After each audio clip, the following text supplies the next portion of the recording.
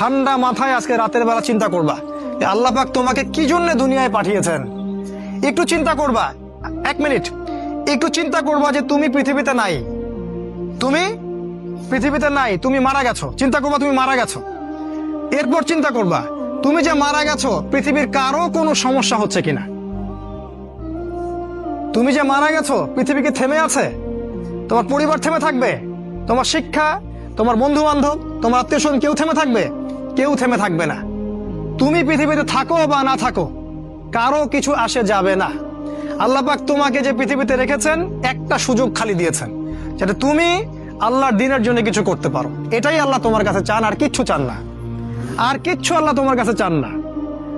আল্লাহ চান তুমি একজন ভালো মানুষ হও, ভালো মুসলিম হও এবং দ্বীনের জন্য কিছু খেদমত করে পৃথিবী থেকে বিদায় নাও।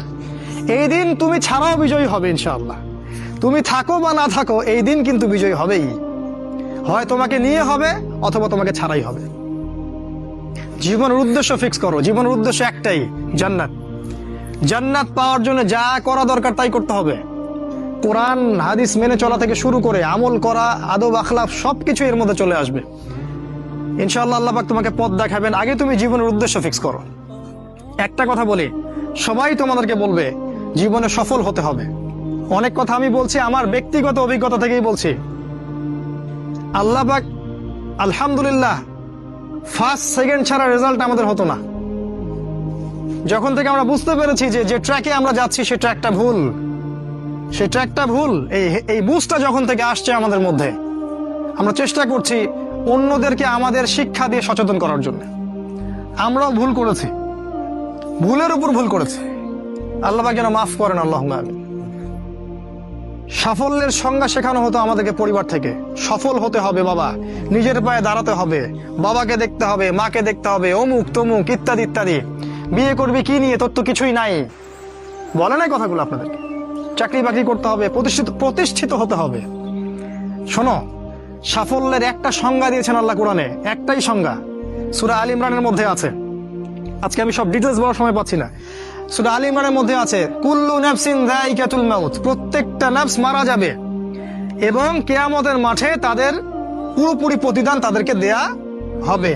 এখানে আল্লাহ সাফল্যের সংজ্ঞা দিয়েছেন, ফামান যুহজিহা আনিন নার ওয়া উদখিলাল জান্নাহ ফাকাদ ফাজ।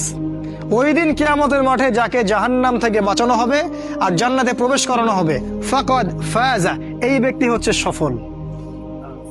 সাফল্যের সংজ্ঞা কোথায় পাইলেন? যদি আমরা জাহান্নাম থেকে বাঁচতে পারি প্রত্যেক ব্যক্তি এবং জান্নাতে যেতে পারি সেই সফল, এছাড়া কেউই সফল না। এই পৃথিবীর কেউই সফল না, কেউ না। সে যত বড় রাষ্ট্রনেতা হোক, পণ্ডিত হোক, বিজ্ঞ হোক, পণ্ডিত কে হয় হোক, যার দাপটে সারা বিশ্ব কাঁপে, এও সফল না যদি না সে জান্নাতে যেতে পারে। কিন্তু একজন এই ভ্যান চালক, এক রিক্সা চালক, এক আমার ওই গরিব চাচা, ওই কৃষক, সে যদি হিসাব দিয়ে জান্নাতে যেতে পারে সে সফল। তিনি সফল, তিনি আল্লাহর কাছে পছন্দের বান্দা। অতএব জীবনের উদ্দেশ্যটাকে ঠিক করে ফেলো, এটা প্রথম কাজ। দ্বিতীয় কাজ, তোমাকে জ্ঞান অর্জন করতে হবে। দ্বিতীয় কাজ, কিসের জ্ঞান অর্জন করবে? যে জ্ঞান তোমাকে আল্লাহর দিকে নিয়ে আসবে সেই জ্ঞান অর্জন করতে হবে। কোন কোন সাবজেক্ট পড়তে হবে তোমাকে? তোমাকে প্রথমত কোরআন পড়তে হবে, তেলাওয়াত করা শিখবে, অর্থ জানবে, আরবি ভাষা শেখার চেষ্টা করো, কোরআনের আদেশ মানো, নিষেধগুলো ছেড়ে দাও এবং কোরআনের দাওয়াত মানুষের কাছে পৌঁছে দাও। কোরআনের দাওয়াত মানুষের কাছে পৌঁছে দাও এবং কোরআনের বিধান বাস্তবায়নের জন্য আল্লাহর পথে চেষ্টা করো। আর কি সাবজেক্ট পড়তে হবে? তোমাকে হাদিস পড়তে হবে, রাসূলের হাদিস, অসংখ্য হাদিস, এগুলো পড়তে হবে তোমাকে। আর কি পড়বে? ইসলামের ইতিহাস তোমাকে পড়তে হবে। ইসলামের ইতিহাস জানবে না তাহলে হীনমন্য জাতি হবে। তুমি জানবেই না তোমার এই বাপ দাদারা ছিল সিংহ পুরুষ, তুমি এটা জানবেই না। তোমার শেকড় যে এত সিংহ পুরুষ দিয়ে ভর্তি, এটা তুমি জানোই না। এজন্য হীনমন্যতায় ভোগো, মনে হয় যে আমাদের কেউ নাই, আমরা এতিম। জি না, আমরা এই বিশ্ব শাসন করেছি 100 বছর আগেও। 100 বছর আগেও এই পুরো বিশ্ব আমাদের হাতে ছিল। এখন যা দেখছো এরকম অতীত এরকম ছিল না।